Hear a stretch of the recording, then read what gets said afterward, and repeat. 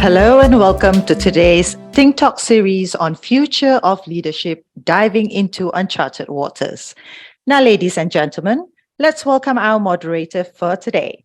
She is Sophia Jamil, editor of Welchman Keen Singapore. Sophia has over a decade of research and advocacy experience in human security, sustainable development, and regional governance.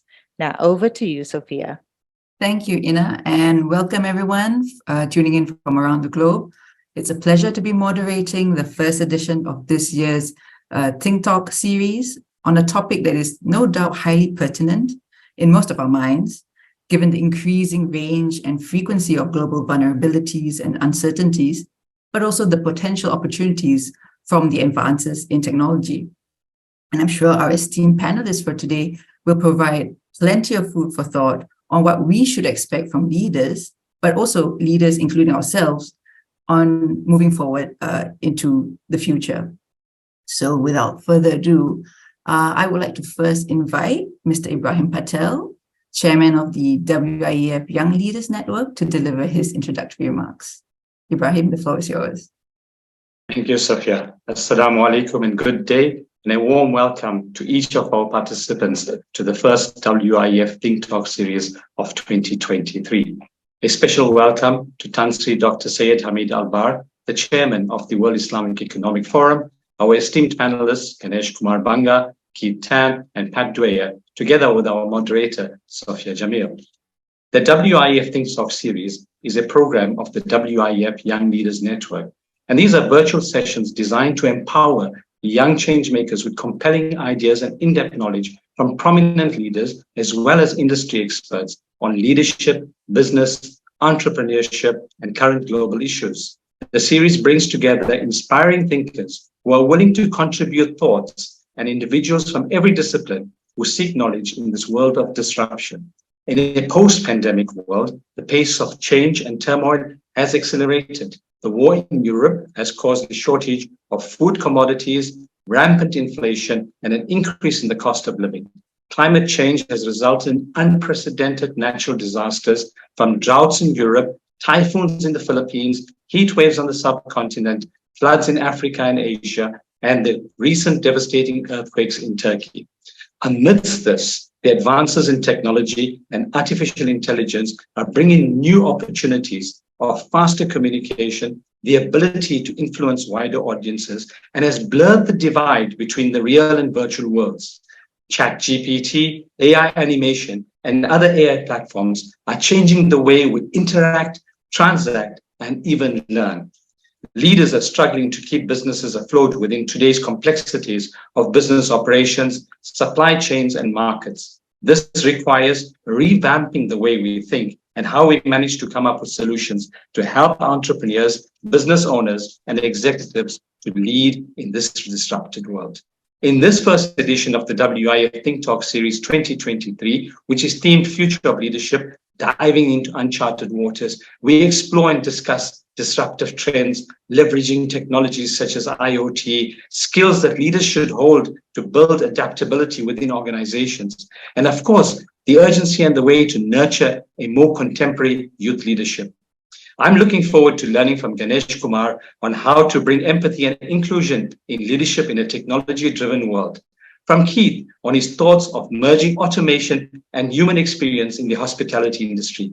And from Pat on how businesses and leadership with purpose is more important than just the profit motivation. In our June edition of ThinkTalk, we will explore the role of mental strategy in building high-performance teams. And in the July edition, we will discuss the e-marketing success stories of virtual influencers. It therefore gives me great pleasure to introduce Tan Sri Dr. Syed Hamid Albar, the chairman of the WIEF. He is an accomplished and experienced leader who has held various ministerial positions in Malaysia. We invite Tan Sri to deliver the WIEF ThinkTalk Series 2023 keynote address. Tan Sri, over to you. Thank you. Assalamu alaikum wa rahmatullahi wa barakatuh. Good afternoon and good morning to Ibrahim.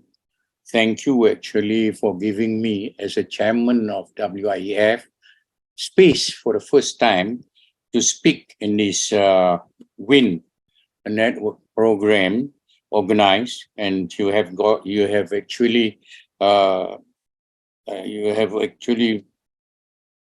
uh,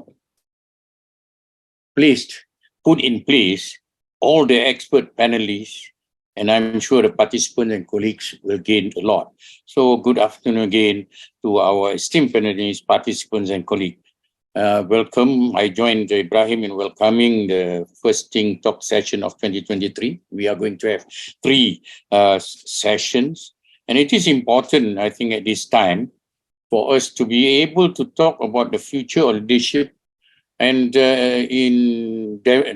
diving into uncharted waters. It's very interesting. I think all will be talking from their own experiences and their own process of learning. In my case, I started my leadership training from youth organization and NGOs until I ended up to be serving in the public sector and government and in the private sector. So I'm very happy to be able to say a few words and not to disturb the flow of the discussion today, but just to say a few words about leadership. I'd like to begin by quoting the Chinese philosopher Lao Tzu. When he talks about leader, a leader is best, according to him, when people barely know he exists. When his work is done, his aim fulfilled, they will say, we did it ourselves. That's how he described it then, long time ago. In my case, I think during my time, there was no technology, there was no cell phone. It was all physical appearances, or talking through a fixed line. Today, we are seeing rapid changes in technology. The global economy and human resource force leaders of the future to adapt and embrace change.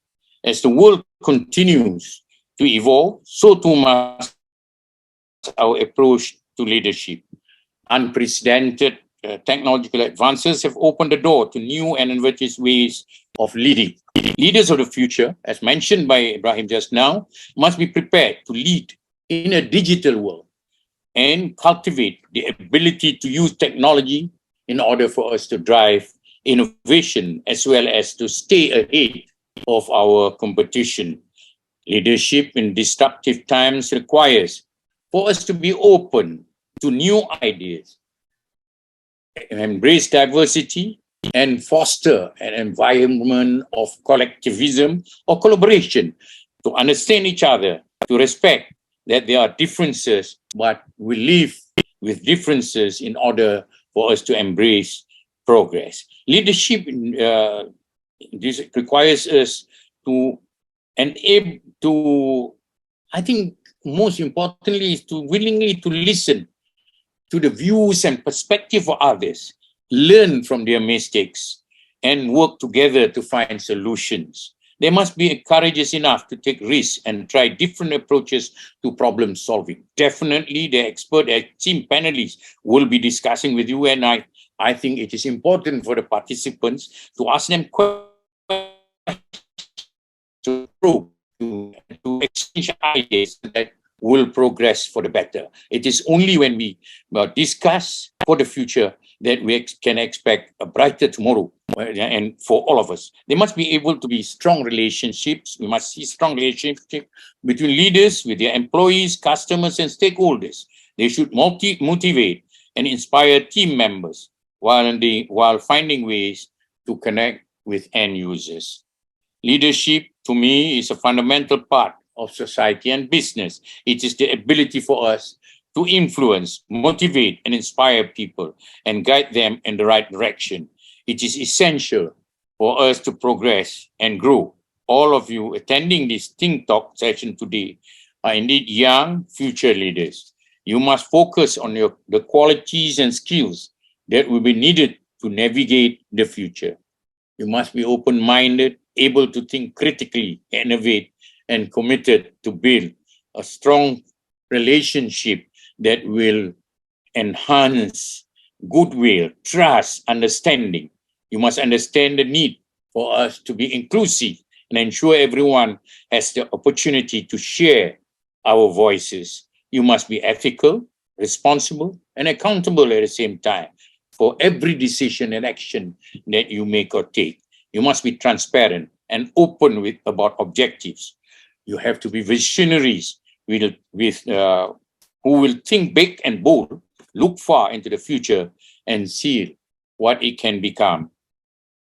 You are innovators of creative problem saving, I expect. You are empathic, able to understand and relate to employees. You are passionate about the things that you want to do, about causes that make differences, and has enthusiasm to motivate your team. Leaders of the future, that is all you need to be. It is easy, isn't it? Leadership of the future has a tougher job building trust and foster cooperation among employees. What we are witnessing today in this world is the lack of trust, the lack of understanding, the lack of goodwill, the lack of love and forgiveness among each other in order for us to build the world together. You will require emotional intelligence and constantly looking for ways to expand your knowledge and skills. Be authentic and genuine, able to recognize your own strength and weaknesses. Leadership is not something that can be taught in a day or two, but it is something that must be practiced and perfected over time. Don't forget, future leaders should also have, most importantly, strong communication skill to effectively communicate your vision and decisions to your team or to the public. In conclusion, I would like to say that the future of leadership will require a new set of skills, but I'm confident that you're all up to the challenge. And moreover, you are going to discuss and listen to those who have been involved, those who are experts, who have proven success in whatever they do. I'm certain that you will learn quite a bit from today's Think Talk session. Most of all, leadership, whether it is of yesterday, today, or tomorrow, is essential, providing direction, making decisions, and inspiring action in the face of complex challenges. You are the guide and motivator for others to work together towards a common goal, provider of a clear vision of the future, and must be able to recognize as well as capitalize challenges and opportunities, inspire others to go above and beyond in order to achieve success. With that, I thank you. Thank you, Sophia, for agreeing to be a moderator, and we have a good moderator indeed, and a good panelist to discuss in today's session. Thank you for asking me to speak at this webinar. Thank you. Thank you, Tan Sri, and thank you, Ibrahim, for your remarks and address. So now, ladies and gentlemen, we will have short presentations by our three esteemed panelists, and each of them will have 7 minutes to present their thoughts on the future of leadership. So we'll first start with Ganesh Kumar Banga, founder and executive chairman of Commerce Asia Group, Malaysia. I'll just say a few words about Ganesh. He is a serial entrepreneur, startup investor, and tech industry leader. He founded his first internet business in his early 20s, which became Southeast Asia's first internet company to be listed on the NASDAQ market. He is dubbed as Malaysia's Bill Gates, recognized as one of Southeast Asia's top 30 tech founders, and is the recipient of the 2002 Ernst & Young Technology Entrepreneur of the Year. So, Ganesh, over to you. We'll be very excited to hear your views. Thank you. Again, thank you, WIEF, for inviting me to speak at this event. Of course, thank you, Tan Sri, and thank you everybody else from the foundation for giving us the time to speak. I think we live in a world which is as disruptive as ever. The only constant today is change. And I think as we change, we really need to evolve and be agile to ensure that we as leaders and the organizations that we lead are able to transform and to disrupt itself as we move into the new world. I'd like to explain a bit about from my career. I'll give you 2 or 3 examples in my career, how disruption and change, how as a leader, as a leader and entrepreneur, we've actually helped disrupt and kind of also change the organizations that we lead, that I've led as disruption comes in. The first example I'd like to explain is when I first started my first business, MOL. So MOL, basically, I started it when I was 20 years old. I actually started it right out of uni. Actually, I was still in uni. I dropped out of uni to start the business. And the inspiration came from actually, I was actually a cyber cafe operator. So I was actually the guy that manages cyber cafes while I was in university. I was doing it part-time. And then I realized that I was managing a cyber cafe, that there was no software to manage a cyber cafe, to unlock the screens of cyber cafes and to do billing based on the usage of the computers in a cyber cafe. So I got my fellow university student. I was actually in the electrical engineering faculty. I got somebody from a programmer or student programmer from the computer science faculty to actually develop a cyber cafe software that enable owners of a cyber cafe to properly manage a cyber cafe, unlock the screens, and also do proper billing for its customers. We did that. We sold that to 30 plus cyber cafes around Malaysia. And then the dot-com bubble came and we realized everybody was giving stuff for free. Hotmail was being given free and was sold to Microsoft for 400 million. So I say, hey, selling this software to 30 cyber cafes was actually too slow. And so I decided to give that away for free as well, to give away the software for free. Raised some funding in the year 2000 and came up with a business model to give the software away for free in exchange for actually controlling the first page on cyber cafes. In a very short span of time after launching this free cyber cafe management system, we actually had 15,000 cyber cafes from 180 countries that actually downloaded the software. And so it did quite well in terms of traffic. But then we realized, hey, now how do we make money? We thought of making money from online advertising when we launched this, but then there was no Google at that time that had AdWords, which allows us to monetize traffic. So we were stuck and we didn't know how to monetize our traffic. And so what happened was we then decided to start charging, not charging cyber cafes, but rather turn cyber cafes into payment outlets for online transactions. So people could pay cash in the cyber cafe for their online transactions. And we launched that, and then we realized, hey, what products are people buying online that we could enable payments for?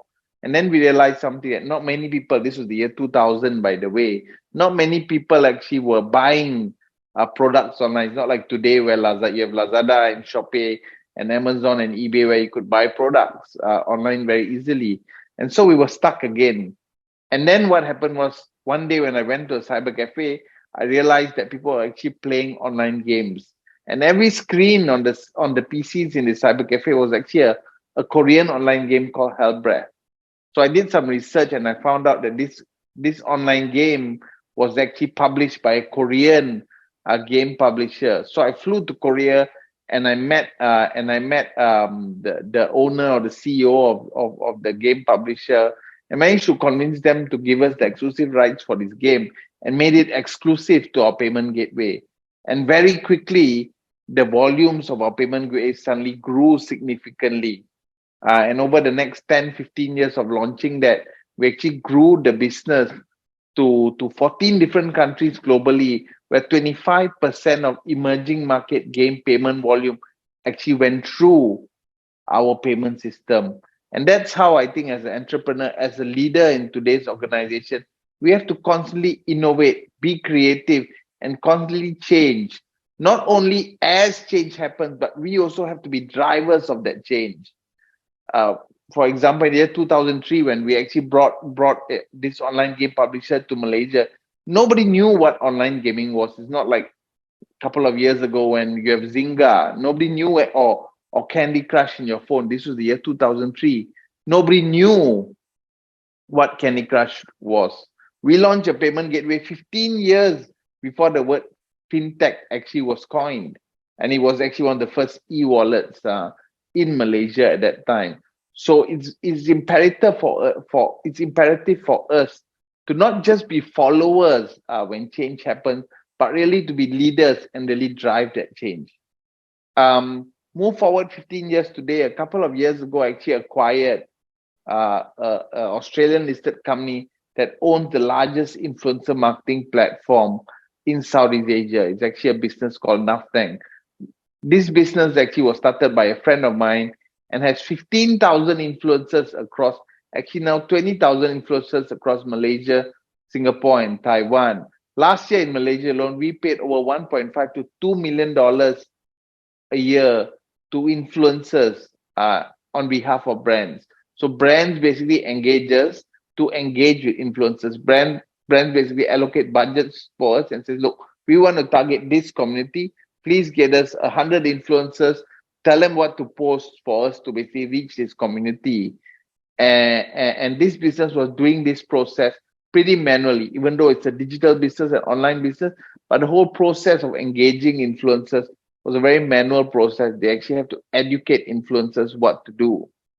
Today, after I've acquired the business, we actually have rolled out an app now, which was just launched lately, which actually now all of these influencers will actually have to download this app to get paid. So I did mention earlier, we paid $1.5 to $2 million to influencers. That payments will now actually go through this app. So people have to download this app to actually get paid, to actually see how much they're paid by us, and then withdraw that payments to their banking accounts. Now, why did we do this? Because we wanted these influencers to download this app. As influencers download this app, basically, what we can do is now we can reach out to the influencers. We ask them to create their own profiles so that we can now share these profiles with SMEs that want to engage influencers. And we also enable them to manage their tasks. We also integrate, I heard earlier that there was a mention of ChatGPT. We also integrate to ChatGPT. Now, why do influencers need ChatGPT, you may ask? Well, when an influencer downloads this app, he actually gets the jobs that he needs to post on this app.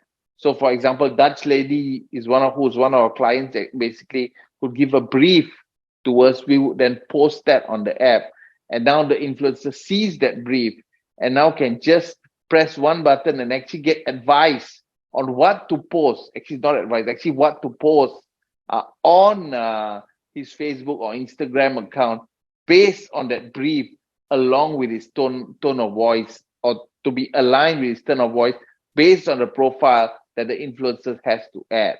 And this is how basically we can basically evolve and transform industries. Just like an influencer today, basically, he just has to build his following, download his app, immediately get jobs, get ChatGPT through the app as well to advise him on what to post, cut and paste that onto Facebook, and straight away he'll get paid into the app. And that's the way the world is disrupting today as new technologies basically come in. So we will have to, as leaders or entrepreneurs, we'll have to basically look into the future, look at the new technologies we have in the future, and not just be followers, not just be consumers, but really take those technologies and see how we could basically adopt those technologies and really implement those technologies in our business to ensure that our business remains relevant and doesn't get displaced or disrupted by our competitors. Now, how do we do this? I like to go back. I'm a big believer of Sun Tzu, which, like Lao Tzu, is a Chinese philosopher or military advisor, basically from thousands of years ago. And his key statement was: if you know your enemy and know yourself, you need not fear 100 battles, 1,000 battles, 1,000 victories, basically.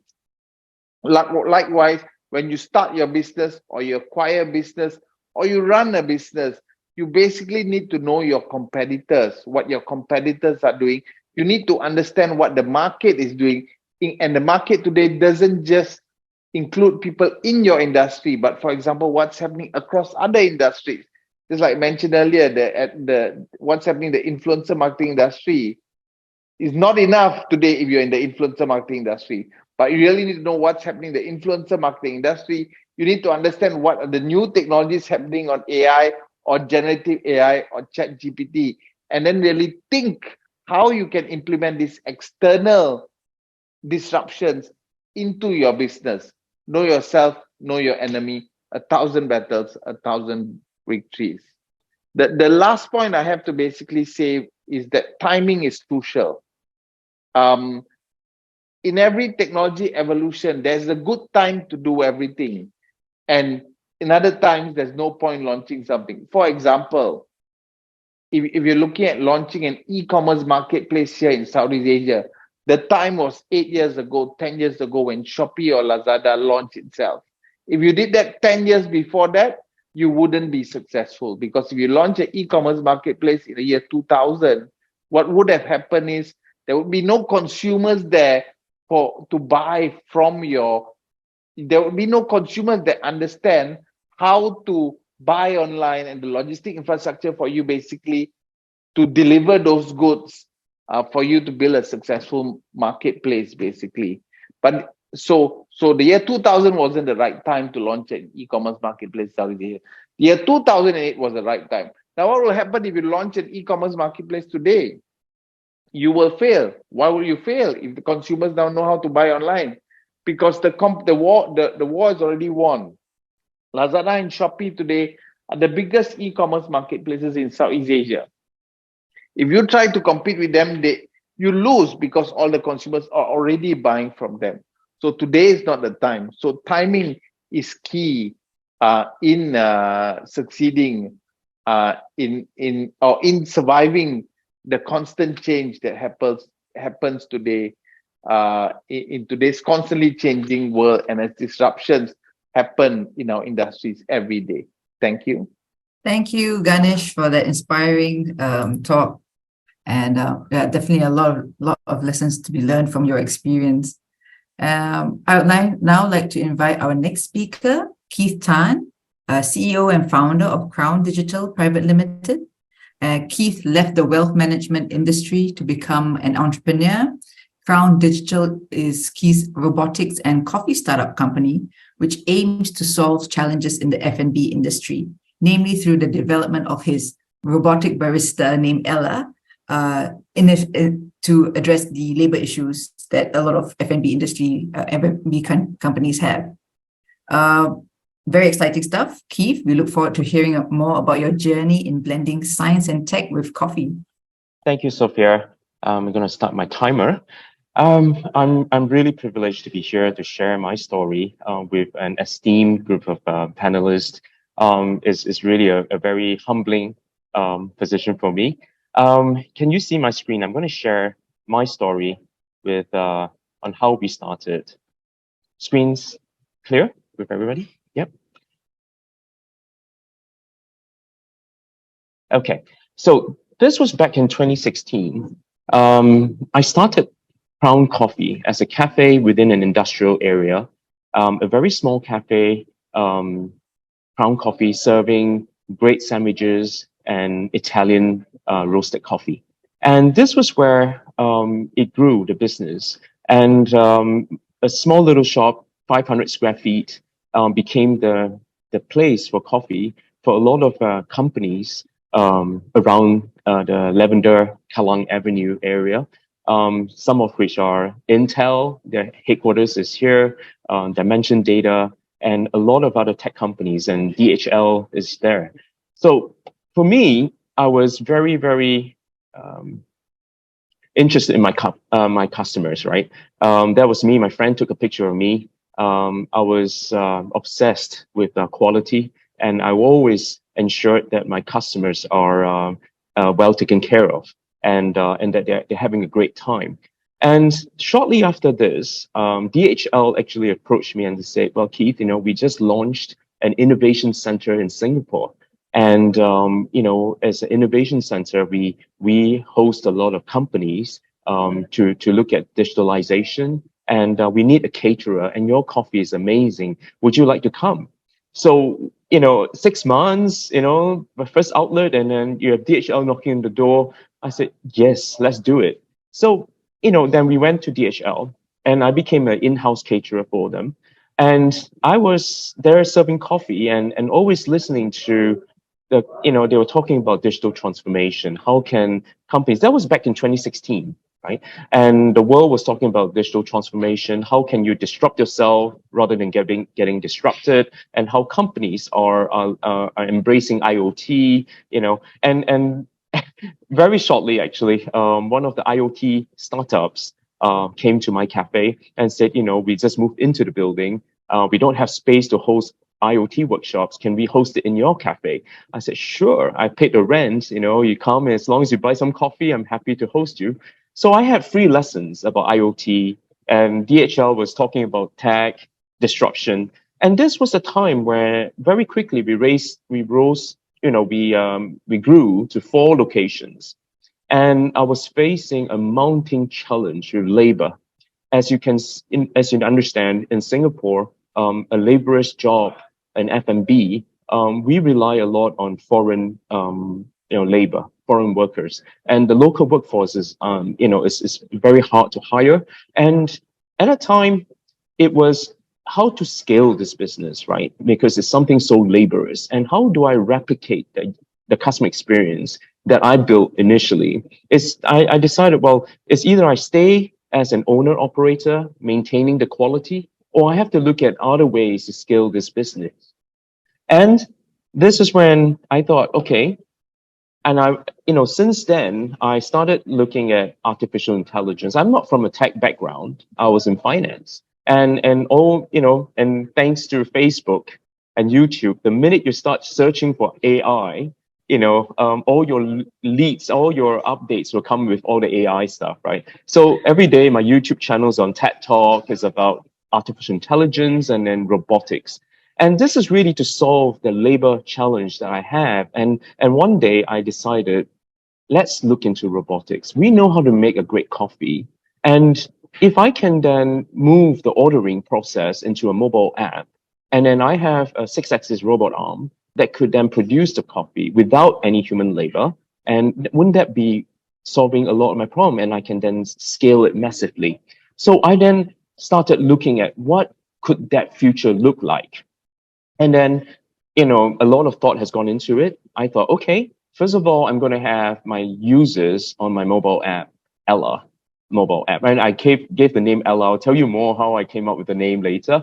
And then, so that allows you to do a lot of mobile ordering. Before even arriving, you could then pre-order, customize, and pay. And then our robot barista will produce the coffee. So then that eliminates a lot of waiting time. So a lot of our customers in the morning, they just want to come, grab and go because they're rushing to work. So speed and efficiency was what they're looking for. And they're also looking for consistency in quality, which we can do through automation. And then I thought, okay, if I have a mobile app, then I can create a wallet where if my, customers come back all the time, they top up money in the wallet, it keeps them sticky with me, and then I can reward them. And then that means if my business is digitized this way, I can do predictive inventory planning with all the IoT. I can then optimize my fulfillment module, right? How do you top up the beans and all that? And then also, okay, of course, we have advertising, and we launched the first transparent OLED with LG. So fast forward, we launched, after 3 years of research and development, from the coffee shop, we became Ella, the robotic barista, and this is in Bite Station. So we then raised funding from East Japan Railway Company from Japan. They are our strategic investor. Singapore's train station, SMRT, followed suit. And then we also got our investors from Temasek backing us. And we grew from there. And then Ella is very popular. Basically, we have built a cafe in the box that is mobile. Everything on the mobile app, having the highest throughput in the market, 200 cups an hour, fresh coffee, and without human labor, and a solution that can scale massively. I'm going to share with you a little video of Japan. When we launched in Tokyo Station during the pandemic.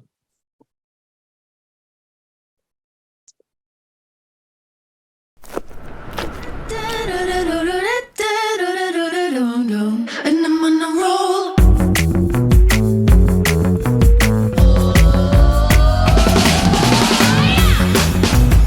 Hey, hey, hey, hey.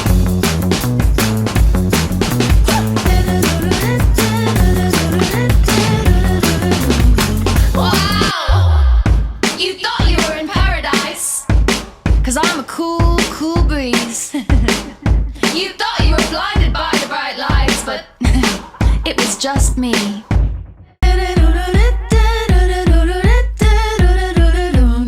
And I'm on a roll. So thank you so much, everybody. This journey that I went through from a coffee shop to a tech company was not without challenges. What originally started off as a problem statement I have with labor, is taking that step to look at what are the solutions out there that can solve my problem, trying a proof of concept, testing it, and then going forward and going to market. I think that took a lot of foresight, a lot of risk taking, and to put it together. And don't forget, we had 2 years of COVID lockdown. As a cafe, we were booming, and then the lockdown happened. And I was thinking, thank goodness we pivoted into tech, and Ella is contactless. So during the lockdown, I didn't fire anybody. I didn't cut their pay. I kept them going. Original pay. I said, we have a future with technology, and none of us going to be impacted. So we soldiered on. And today, our solution is actually widely sought after around the world because we're solving a fundamental problem with labor shortage around the world. And we are excited to continue scaling into different markets, especially in Malaysia. There's a lot of discussions. How can we be in Malaysia, in the GCC and beyond? So thank you very much. I think my time is up, and I'm happy to take on any questions about my journey. Thank you. Thanks, Keith. That was really interesting. Moving on, our final panelist for today is Patricia Dwyer, founder and director of the Purpose Business in Hong Kong. Pat, as she's more commonly known, is an international sustainability expert, and she has over 20 years of leadership experience in helping enterprises in Asia activate purpose, address ESG impacts, and grow responsibly to future-proof their business. Prior to founding the Purpose Business in 2015, she led teams in Shangri-La Hotels and Ayala Land to set standards in corporate sustainability, such as in Shark's Fin Ban, DJSI listing, impact measurements, and LEED developments. So without further ado, Pat, the floor is yours. Thanks very much. And I don't mind if Keith and Ganesh want to join me. It feels very lonely speaking to a screen, even if I know there's like over 40 participants on. So it is a panel anyway. So happy to share the stage. Thanks, gents. Assalamu alaikum. I am Filipino, but my bahasa is a bit rusty, so I'll stick with English for today. And thank you, Dr. Tan Sri, Sophia, Saeed, and everyone at WIEF and WIN. It's such a pleasure to be here and sharing the stage with Keith, Ganesh, and everyone else.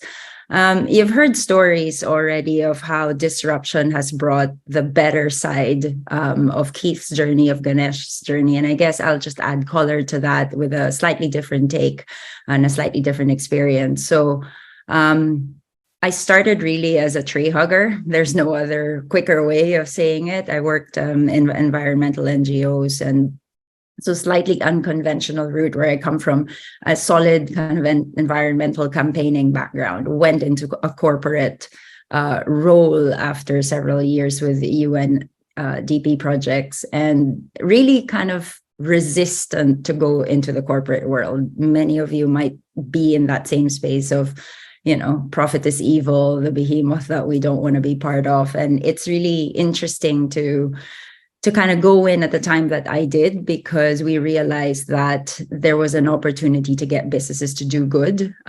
These were very early stages, pre-2000, and there was no such thing as CSR. At least we hadn't coined the term then. And so my journey kind of joining one of the biggest family conglomerates in the Philippines, starting off as a young leader as well. And then I remember they came to me saying, what grassroots look like. I knew how to measure impact with farming cooperatives.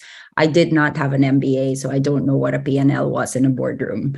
And so I had to learn that. And of course, you have this tug inside you where you're an idealist, combative NGO worker. And then you have a story of needing to fit into the echelons of business. But that was always a very much a chance that Ayala took with me. And later on, when I joined Shangri-La, the chain of hotels and resorts, I joined them, I guess at the time when there were about 50 hotels.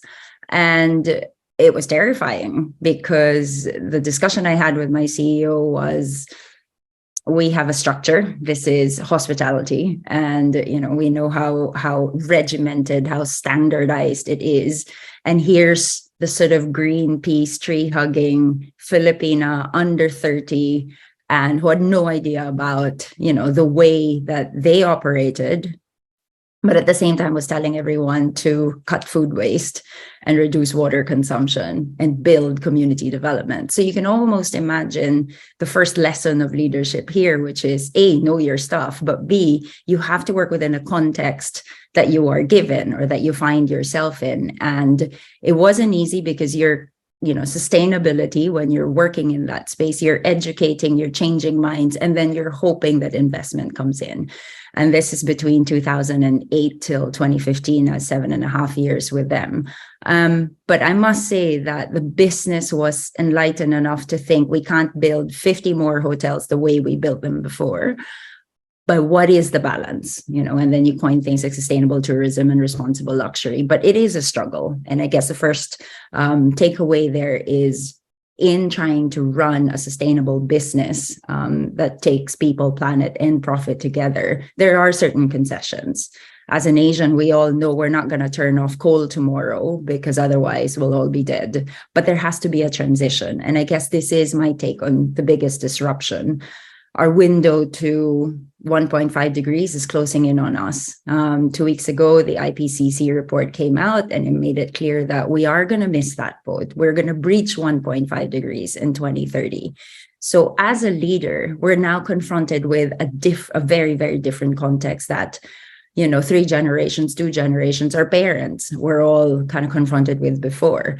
Last week was World Water Week, and it was expected that demand was going to outstrip supply by about 40%. And we already know that in Asia, we already are used to water rationing, and this sort of reality is very, very much our day-to-day. So I guess the key disruption here, and that leads me to sort of how does leadership need to change moving forward, is that there's a key word, overshoot. Some of us might have heard of the World Overshoot Day, which makes a date when humanity has used all the biological resources of Earth that is needed to regenerate in that year. Last year, World Overshoot Day was July 28th, which means on July 29, we're already borrowing from the future year. And I know this is grim and bleak, but hang in there, there is hope. In Singapore, this year, it's April 8. In Thailand, it's September 3.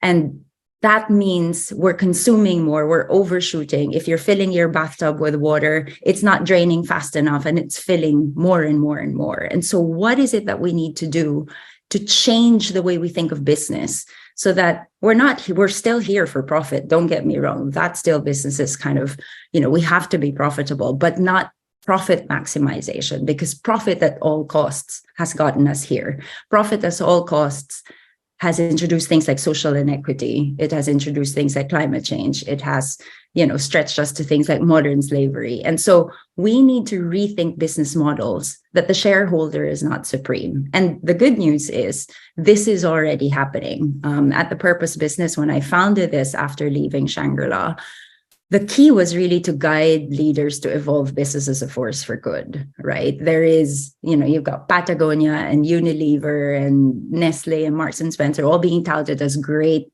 brands and companies in the West. What really sort of tugged the heart for me was, where are the Asian examples? And I wanted to stand by Asian examples with the context that we are in, with all the developing struggles that we had. And so if climate change is the defining challenge of our time, as leaders, I'm speaking to the future who will see this through, right? And so you are holding in your hands the ability to change and reduce impact however you can, that is negative to the environment and to society. So especially in business, we really need to think of profit maximization is not what we exist for. And this is why we say at the Purpose Business, vision is where you want to go. mission is what you do. It is the product or the service. In Keith's case, it might be Ella today, might be something else tomorrow, but this is what he's trying to kind of deliver. But there's a higher reason why he does that. There's a higher reason why Ganesh has expanded his business and, kind of gave us all a new introduction to a new world. And this transformation really starts at the heart of purpose. And purpose is why you do what you do. It might be great coffee for Keith, but it's not just the great coffee. It's the space, it's the connectivity, it's the bringing people together. And it's not asking businesses to do more CSR. CSR is business as usual with doing good on the side. Nothing wrong with that, because sometimes we really have to do that too. But being purpose-driven is the invitation here, and really knowing who you exist for and who you serve. And I think knowing who you serve, this is really a question for you all. We don't just serve our shareholders, we serve our customers, we serve our suppliers. During COVID, did we pay them roughly kind of on time, the same way that we tried to show up for our employees? Or post-COVID, are we still paying them 6-7 months later than we've already benefited from their service? This is really what it means to be purposeful, and you got to build meaning around that. So my invitation and the way I want to close this to all leaders is, maybe there's 3 things that we need to think of. One is to be systems thinking. And when I say systems thinking, I'll super simplify it. Climate is not an environmental issue. Climate is a social issue that hits things like food security. Anyone who has a house, anyone who will be a climate refugee when we hit 1.5 and 2 degrees even, we will displace people. It is a social issue. And when you are a leader of any organization, how interconnected are the risks and the threats that you face? And what is the best way to show up for your stakeholders? The second example, or the second note I want to share, is taking a multi-stakeholder view. And we heard Tan Sri talk about this already. He said, you need to truly listen and nurture all the relationships that you have. And when you understand your key audience, who do you serve? Who comes first? Who's primary? I remember we worked with a transport company, a massive one across Asia and Europe, and they spent 20 years not talking to NGOs, not talking to green campaign NGOs who just hit them with ban this, do that, change this. And you can imagine how traumatized that business was. So they were very risk averse, but now they needed to bring them on side. It's like palm oil companies needing to bring the green NGOs on side and use them as advisors, use them to really understand the issue. And that takes so long, but you take a multi-stakeholder view and your business thrives, because you can't just think of it in your own HQ.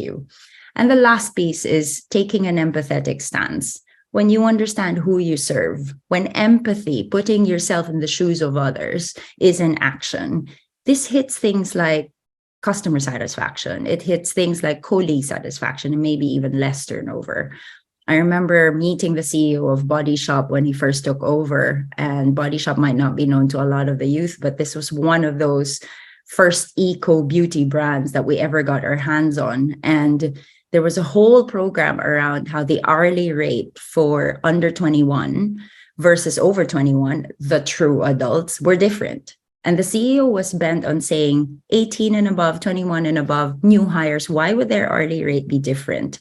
It's interesting how that in itself needed to change in order for the whole company to change the way it saw how it valued people. And so I'll close there, and hopefully that would have triggered some questions on what business as usual needs to be, and how and why a purpose-driven company is really what's going to make us more responsible in the future. Terima kasih. Thank you very much. Thanks, Pat. I would like to invite Ganesh and Keith to turn on the cameras, and we'll get started with our little discussion. Pat, definitely, as a former tree hugger, I definitely relate to what you're saying. We definitely have a few things. I definitely have a few things to say about that later. But maybe first, to start our discussion, let's talk about going digital. So Ganesh and Keith have talked a lot about how they've the benefits of going digital and the potential that that it brings to your businesses. But I think going to what Pat has mentioned about the existential issues that we have for the environment and social issues, there's this while there are digital opportunities, there's also a lot of digital inequalities. So, we've talked about the massive opportunities with the latest tech advancements, but we still also have a lot of countries in the world and communities who are disconnected from the internet. Remote areas, Pacific Island countries, least developed countries, they still don't have the ability or the benefits of digital stuff. So, how do we reconcile this? What are the gaps do you think that can be filled by business leaders? Maybe Ganesh, you want to start us off with those? Sure. I think if you look the entire digital industry as a tech entrepreneur, and all tech entrepreneurs, as they start their business, they actually need to think of the next 1 billion of consumers, not just the current 1 billion. So if you look at a lot of top tech businesses today, they're actually focusing on Southeast Asia, for example, not as much the US today, because the US is already very mature. So when you actually launch a new tech business into a very mature market, tendency is you'll be less successful than launching a technology into a less mature market where people are actually just starting to learn and will be more used to kind of use new technologies, right? So what this means as tech entrepreneurs, we must think of the next 1 billion consumers, not the last 1 billion of consumers, right? And we launch new services. We actually need to see how these services, we have a responsibility, both a social and also a business responsibility, to actually see our services, how our services can actually cater for these new communities, and so that we can actually make their lives better, as well as also make our business more relevant for the next 1 billion of consumers, if that makes sense. Yeah. I'd just like to add a bit more. Businesses, especially now, when people are still recuperating the cost from COVID, they're very tight on budgets. So if we're going to engage in the new markets, in the markets that are not as mature, wouldn't these companies say, well, there's not much returns on investments, I'm just going to lose a lot of money? Wouldn't that still be the main hindrance to go into, say, remote areas in these developing countries, for example? There's always a product market fit, right? And now if you look at it, we look at the tech, I'll give you an example, the e-commerce industry, right? So as we're coming out of the pandemic, a lot of more developed markets, such as the US, UK, China, and even now Southeast Asia, e-commerce penetration has already kind of hit a plateau, right? Because everybody's already buying online. So the growth from these markets that already have, from a growth market, become mature markets or mature industries within mature markets, the growth actually will come from the new markets, the markets that you mentioned, right? Where people are not buying online yet. So actually, as we come out of the pandemic, it gives us even more reason to look at markets where the digital divide is still where there's still a large digital divide, because those consumers that are not on digital yet or not as digital yet will be where the growth for the tech companies come from, right? Of course, the investors today will need to have a more long-term view, and this is where maybe even ESG investors can come in, because these companies, as they go into these new markets, will not be able to make money overnight, right? They'll need to invest in marketing. They'll need to invest in kind of waiting it out for those consumers to start using mobile phones, right? The one thing that I like to also point out is technology and digitalization today, the cost of devices has gone down a lot from when I first started my business in the year 2000, right? So when I started my first business, you need to spend 3, 4, 5,000 ringgit, $1,000 to $2,000 basically to own a computer, right? But today you can own a mobile phone for $100, right? So the cost of devices have gone down. The cost of acquiring the consumers have also gone down because the cost of devices have gone down, which means that there is and the monetization opportunity also has gone up, because you've got so many different monetization opportunities. And for example, more less developed markets, for example, could become service providers to the more developed markets today, with things like Upwork, right? So if you're familiar with Upwork, basically anybody can actually provide services for for anybody around the world, for any SME around the world. You can provide what services you want, for example, graphic services or creative services on Upwork, and then anybody from around the world can provide those services, right? So those are basically opportunities. Those can provide job opportunities to more of these developing countries, and those job opportunities means economic benefit to the consumers or the users in those countries, which means they earn income. When they earn income, they can then use that income to then purchase even more digital services as the market matures, right? So I think today ESGs, especially ESG investors, have to have a more long-term view, medium to long-term view. We do need to invest in providing services and to ensure that the services we provide are able to be accessed and used by the next 1 billion consumers that are not online yet, because that's where our growth is going to come from. Okay, thanks, Ganesh. Okay, just before I give Keith and Yeah. Pat, I'm just going to mention one of the questions that have been posted because it's quite relevant to what we're talking now. Helmi Ishak asks, how do we assist rural and urban youth as well as community leaders to be focusing in digital leadership and involved in market access? Keith and Pat, if you want to take that in as you're giving responses, please go ahead. Can I share something? Yes. You know, Ganesh, you were talking about the rural and around this region, right? I just want to share that you know, there are micro lenders now. You know, if you look at what Grab is doing in Indonesia, there's a lot of unbanked in the rural areas. And as you rightly put, right, the cost of mobile phone has come down. And with cloud technology, you have machine learning up in the cloud. So that has already brought down the barriers to entry for a lot of tech companies. I mean, even for me, when I did the robot programming, I didn't have to code from ground up. I did a graphical user interface very quickly. I managed to program the robots. So technology has come to a point where cloud services and all that is opening up a lot of opportunities for innovators to come in. Micro lenders, to me, they are absolutely, to me, I love what they're doing because they're giving that financing to farmers that could not get financing from a traditional bank. And this goes down to a very granular level, down to per week kind of, you know, they just needed that money, $50 to buy some rice to trade, right? And then they pay off the week and then giving them the cash flow to do business. And this is, to me, the best way to bring up the rural regions, right? And then rethinking finance. That, I think, ESG, you know, that's going to change the world. On my side, I want to share something that is innovating now, because we have digitized the process of ordering, and we are now talking to our upstream suppliers.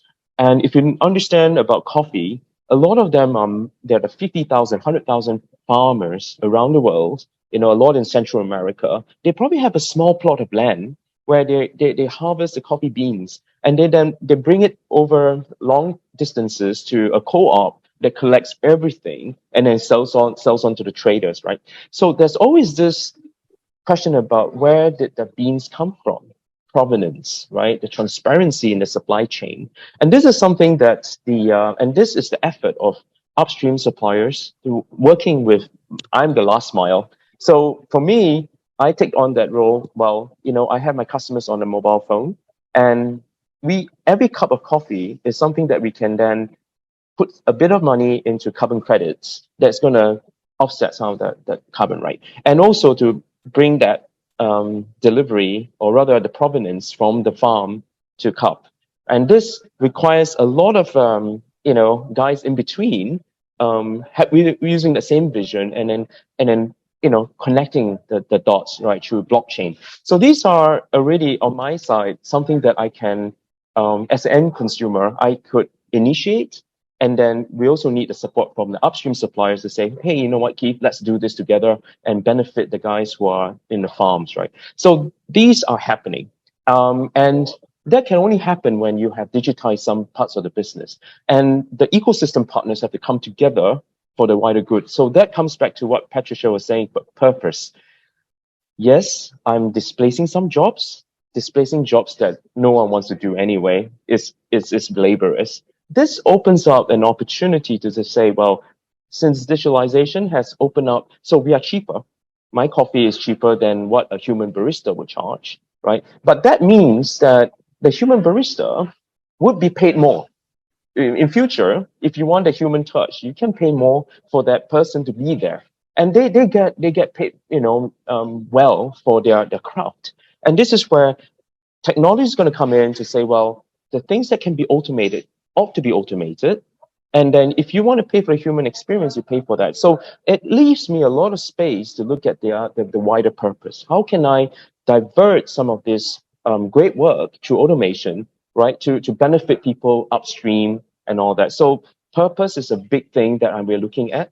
And we are all doing our part to advance this. So yeah. That's my thanks, Keith. I think if I can build on what Keith was just saying there, Ganesh already started with this, which is if you take a longer term view, then you see things differently, right? And it's that.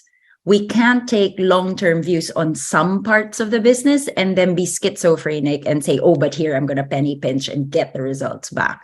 This is why purpose is the hardest thing an organization will have to do, because let's face it, when you hire people, you're taking a long-term view. You don't train them for 2 months so you can keep them for 6. You want them to stay as possible for as long as they can and regenerate themselves in the organization, really try out different roles, right? When we look at research, when we look at innovation, these are all long-term thinking. And yet we're stuck in the mindset of business as usual, where I will measure everything every quarter, every month. So when purpose is real, when you know why you exist, in Keith's example, there is a reason for obliterating human baristas, but there is a restoration of dignity to the human value of the work to go off and do something else.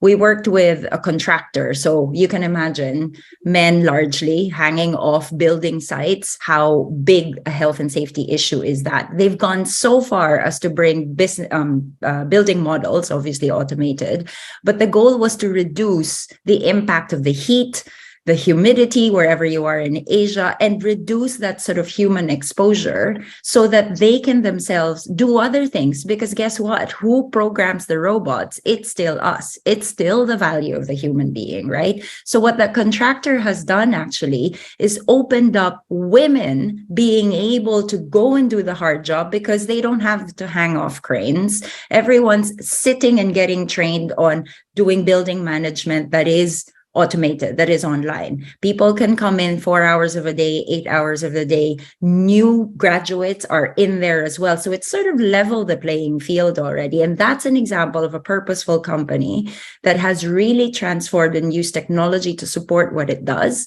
but it's not obliterated what human beings are supposed to be doing, because we've restored the value, right? We've restored the value in people. Right. I think if I can just add to that and kind of answer that question that directly, how do we assist rural and urban youth as well as community leaders, right? I think you have to start from providing them the economic benefit, right? So they need to see a bit of economic benefit from actually digitalization, because if you talk about rural areas, youth, they income is, there's this saying, money speaks louder than words, right? If digitalization provides an economic benefit, then I think the youth and community leaders see a value for it for their community, right? I'll give you one example. A couple of years ago, I actually acquired a rural social commerce platform in Malaysia. It's actually a platform called BZAP. And BZAP actually has a community of 700,000 agents in rural areas. Now, what do these agents do? These agents actually sell products on behalf of celebrities. So the celebrities, for those of you in Malaysia, you know of Siti Nurhaliza, right? So Siti Nurhaliza actually sells products with her brand called Simplicity. Now, if you look at urban areas, if we buy products on e-commerce, we buy it from brands based on marketplaces. But in rural areas in Malaysia, how the rural folks buy products online is from celebrities through agents. So they actually have 700,000 agents here in Malaysia. They actually sell products on behalf of celebrities to their fellow community, right? And this platform actually sells 1 billion ringgit, about 3 to 400 million US a year in products to rural areas in Malaysia. And that actually provides income to these agents who sell it in the rural areas, right? And it's all done through a digitalization platform. These 700,000 agents would not be able to earn an income or will not be earning this income if there wasn't such platform. So I think we start from economic benefit, especially in rural areas. Then you start to see digitalizations happen a lot more quickly as well. Right. Great response there, Ganesh. I think it also points to the fact that you need to know your consumer base and what their consumer behaviors are. You can't, obviously what works in the urban areas doesn't work in the rural areas. Great response there. Know your enemy, know yourself. 1,000 battles, 1,000 victories. Yeah, that's right. Let's talk a bit more about another challenge when it comes to digitalization, data breaches and cybersecurity. That's been rising. The cases have been rising exponentially globally. Whether it be e-commerce platforms, insurance companies, public sector agencies, or even hospitality sector. But at the same time, there's a lack of cybersecurity experts out there, and globally there's a lack of supply, and oftentimes it's the end user that is the weakest link. That relates to the lack of digital literacy. In your experience, how are businesses and organizations coping with the need to ensure more cybersecurity and data privacy? Wow, this I can share my my challenge. Cybersecurity is a clear and present danger for all companies that has got the data stored on the cloud. And like you said, Sophia, it's always sometimes it's down to the end user. You can have the most secure cloud, and it's always that penetration test that you need to put in. Someone just plug in a USB that's has got malware, and then the whole system goes down. One of the examples when we first launched the app, there's a 2FA, so you need to download the app, put in your phone number, and then you get a message on the SMS, and then that's where you have to key in the OTP, and then it gets you registered, right? Can you believe it? We had a breach, right? We were learning, and it happened like 2 a.m. in the morning, and we had hundreds of thousands of signups, and it was coming from Eastern Europe, and it was coming from Azerbaijan, and it happened at 2:30 a.m. when we were all asleep. And as a result, we used up all the credits on for sending on SMS. As the reason, the motivation behind is that they get paid for SMSs that's generated through the telco in those countries, right? So there will be people that will want to look at your to try to benefit from your vulnerabilities, right? And immediately we set up protocols to avoid that. And then you have CAPTCHA. Why would any app would have a CAPTCHA, right? Just to make sure it's not a bot. Someone just created a bot to just kind of constantly register and then rack up all the SMSs and make money from that. So even for us, we best practices, you need to be abreast, and also as long as you're digitalized, right, you need to prepare for that and be ready that there will be constant road bumps along the way, and then you need to be just ready for that. Yeah, that's my take. Anybody else would like to add to that? I think whenever there's economic activity, there'll be people that try to breach security or try to steal something, right? So whenever you open a shop, people will try to see how there's always good and bad people in the world, right? The yin and yang of the world. So we always need to be aware that there'll be bad people that will try to steal things from us. So we need to make sure ourselves that we are aware of what needs to be done. For example, a very simple example that we all need to be aware of: passwords. Change your passwords regularly, right? Don't use your passwords for a long span of time. Don't write down your passwords and put it on your table so people can see it, right?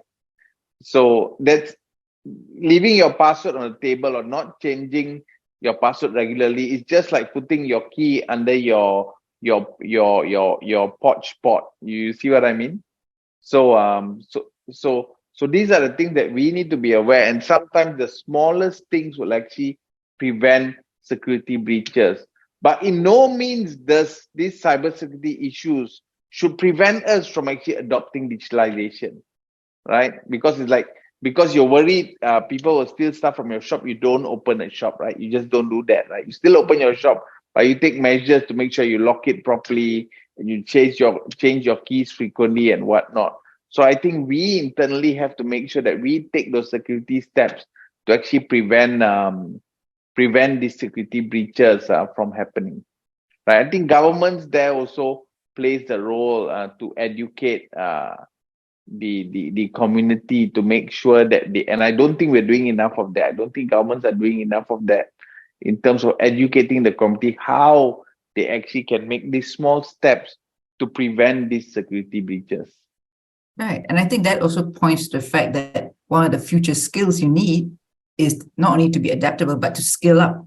We can't just say, oh, I'm gonna, I'm not gonna use internet forever, but you just need to know how to manage it, the tools that are needed. And down to digital literacy. It's part and parcel. It's part and parcel of that journey. And initially when that happened, I was telling the team, I said, well, the fact that we're going to get hacked means we're getting popular, right? So that's not a bad thing, and we expect more. So you need to be ready for it as part and parcel of the journey, and you need to follow best practices. Yeah. The only thing I'm going to add there is it's basic risk management, and in the ESG world or in the finance world, we talk about materiality, which issues are really core and central to your business. Even when you think I'm not in the data business, therefore cybersecurity is not my problem. Well, if you have a customer, cybersecurity is your problem, in the same way as if you turn the lights on, you have a role to play in reducing carbon footprint. So I think it's take stock of what is truly important to the business in the here and now. How do you protect your customers' details? How do you protect and how do you take out your employees' details when they moved on? Do you hold on to a lot of those? It's very basic things that we do that will come and bite us, when you least expect it, or when you're dead asleep at night. Yeah. Yeah. Let's move on to say to talk about future skills. And we'll also take Tan Sri's question here. How do you bridge the gap and be inclusive to all segments of society? We've also several of you have mentioned in the discussion already, Pat especially, the importance of inclusion and empathy in leadership. So is there a mismatch in terms of what is being taught to our youth currently? And is it perhaps the existing structures that prevent inclusion and empathy? I want to share. Oh, sorry. Okay, I'll go ahead. So we are hiring a lot of tech staff here. And, one example was growth marketing. So as we acquire a lot of customers on our app, we needed a very special skill set within marketing. It's not the traditional marketing where you do out-of-home ads or above-the-line kind of awareness, but rather looking at the data of our users, when they come, how often they come, how to convert them into advocates, right? Long-term users. And this is a lot of funneling and very, very data-led. And then we looked at, these guys, where are they? Where is this skill set? This is not what I did in uni when you study traditional marketing. And then we searched around and said, well, we need these growth marketers. And these are the people who reside in the e-commerce space, right? Which is new. And they came from a data science engineering background. And then, got into the marketing team to then use data science to kind of figure out what it takes to keep these users, right?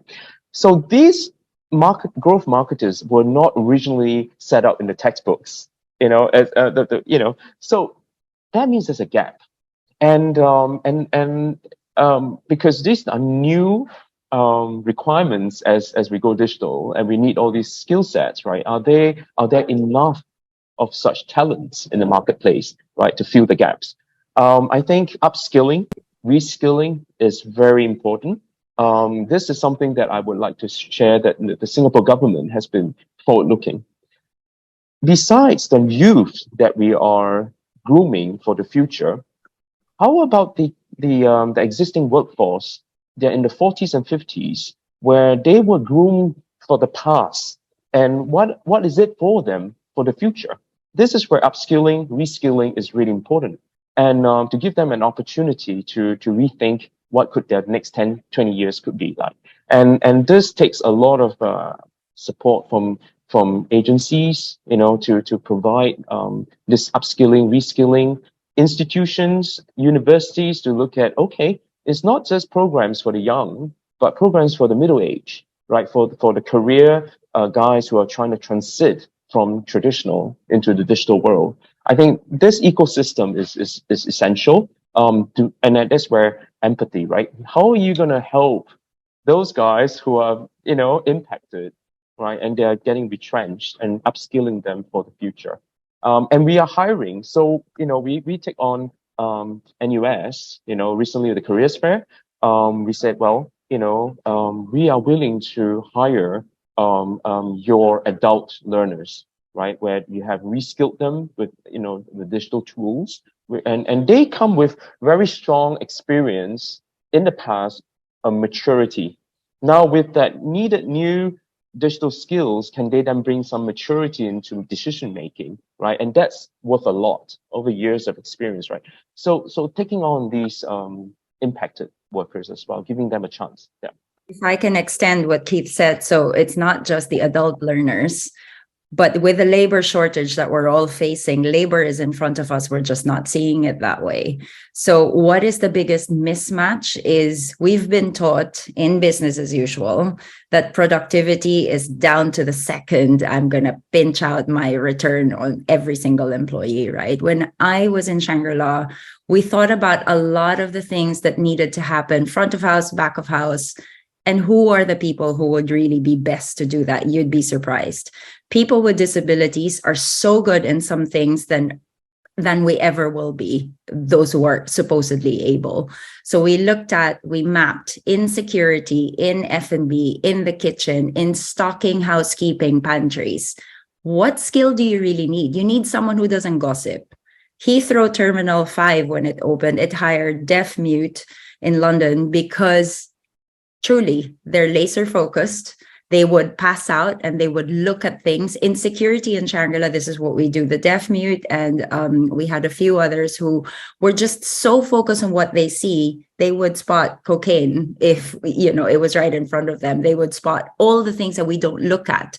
We had in Sabah in Malaysia with a partnership with a Down syndrome adult center who were already trained by the hotel on baking. And they're very good in their dexterity and their highly repetitive skills. We actually took them into our own pastry kitchens because they were part and parcel of the system that we were in.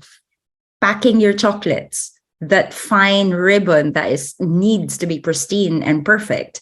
We didn't have robots at that time. This is 2011, but you could open up a whole world of inclusiveness in the workplace to see what skills do you really need, because you don't need a fresh graduate to do X, Y, and Z and then do highly repeated skills. You could train them up to be the next management trainee, right? So back to that whole purpose piece, long-term thinking, and really being able to understand, where do I need adult learners who have 30 years of sales experience? They will be the best to sell Ella everywhere else in the region.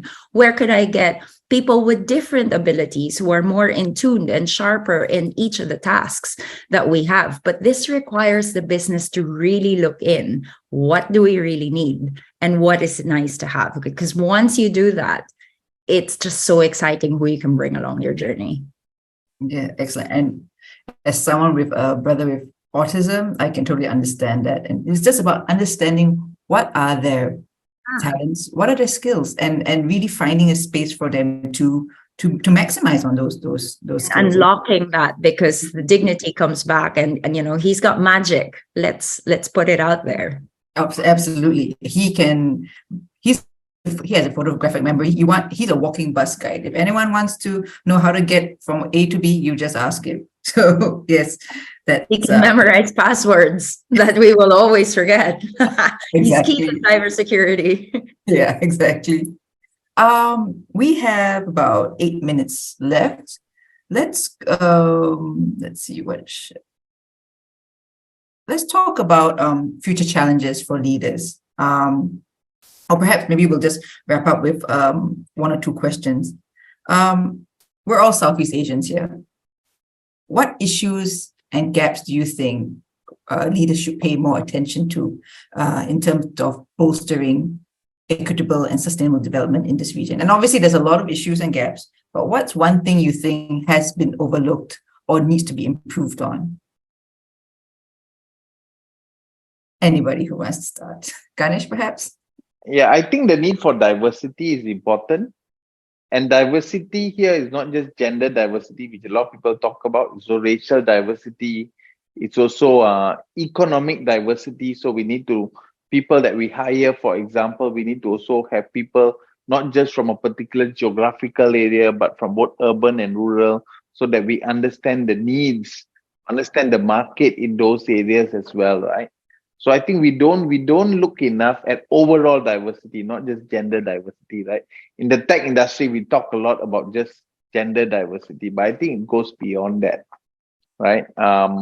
So I think it's very important for us to have very diverse skill set within our organization, so that we're able to cater for an even bigger community or bigger customer base than what we're already targeting, right?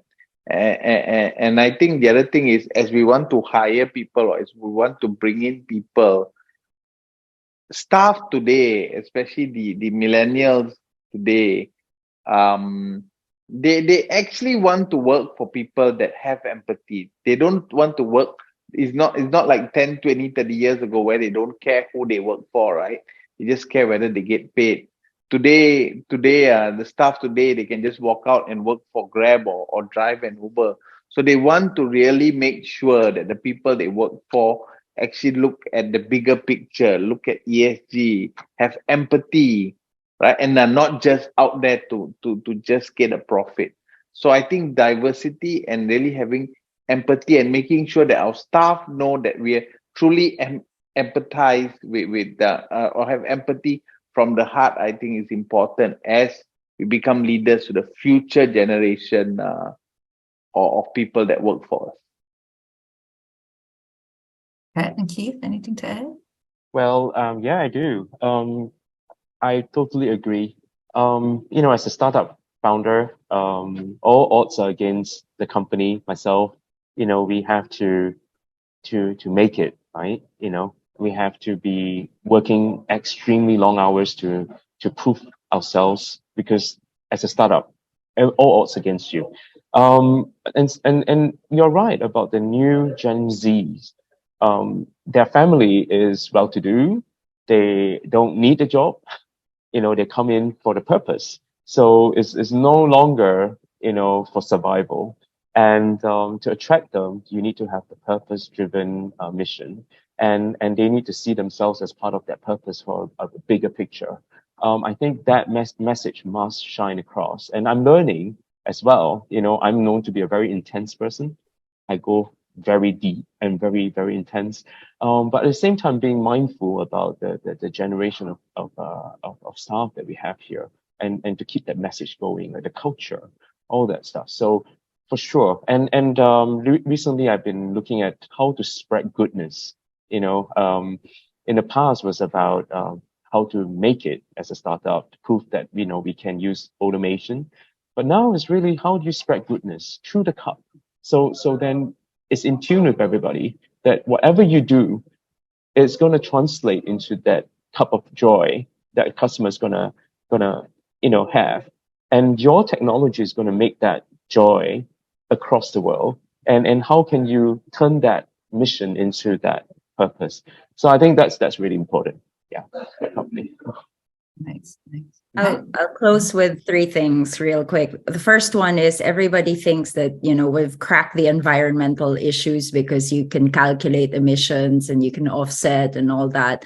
The biggest elephant in the room is the S of ESG, which is social. There's no method system around calculating what happiness is like, what satisfaction is, what a responsible supply chain is. We're still battling modern slavery. So this is the space to watch. And guess what? It sits in the heart of Asia. Asia doesn't crack it, the world's not going to get it right. The second thing is still something that Asia holds central, and this is biodiversity. The region itself holds 20% of the world's biodiversity. 34% of the global coral reefs are sat in Asia. And if we don't start to value Mother Nature, if Mother Nature gave us an invoice today, you don't want to see it. The reason is we've been treating her free of charge, right? So how do you put a dollar value on biodiversity in your businesses today? That provenance that Keith was talking about, the transparency around where you get your potatoes, where you get your raw materials.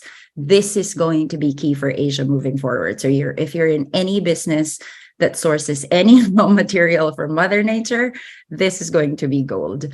And lastly, I have to reiterate purpose. At the Purpose Business, we work with organizations to, again, vision is where you want to go, mission is what you're doing. But what is the unique problem that you are solving? What's in your hand? You are an organization with a unique contribution. You might have a lot of contributions, but there's one that you really are sat at, right? If you're a food company, you're not solving hunger. You're solving an aspect of hunger. Is it the speed? Is it nutrition? Is it the packaging? There's a version of it around food that you're solving. So what is your problem to solve? What is the impact that you really make? And what is your role to play? Once that's clear, my God, what you would unlock by spreading the goodness, as Keith says, but being profitable now. Isn't that exciting? That's where I want to see our future leaders go. Nice. We'll just take the one last question that came in from Dr. Amara. In relation to the current digitalization, what's your thoughts on the current supply chain disruption relative to the geopolitical and socio-economic crisis across the globe? Quick answers. Go. Ganesh. Yeah, so I think the supply chain disruption, for example, does have an effect on some digital businesses, in particular businesses that are related to e-commerce.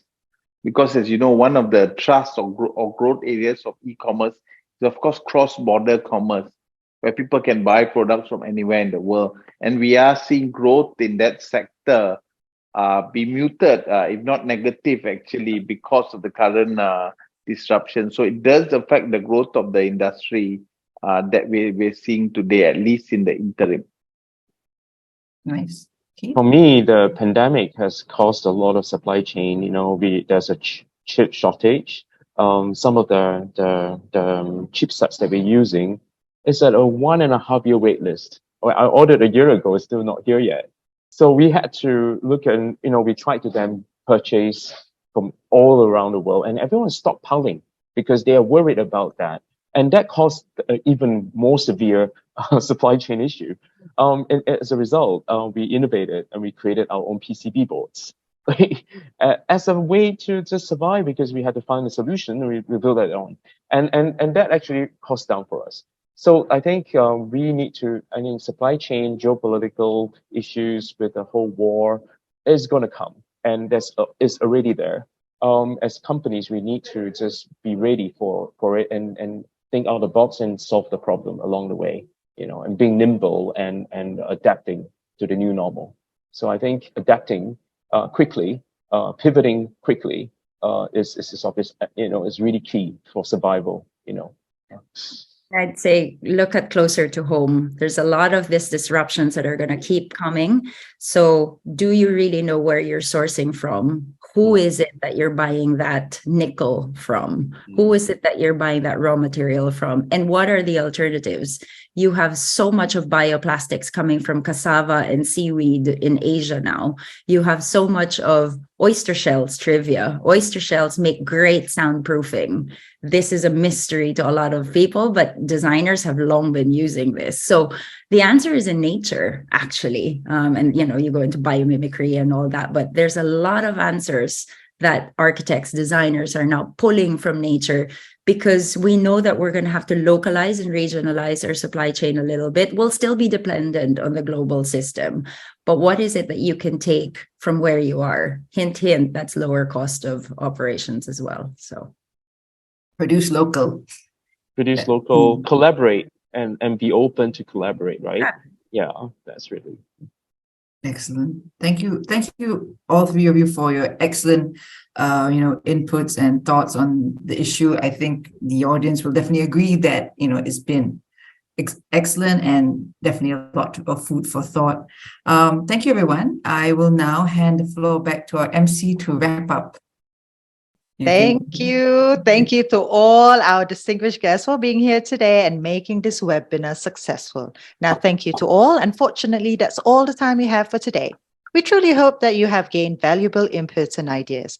Now, on behalf of WIEF Foundation, thank you for joining us today. Stay safe and have a great day ahead.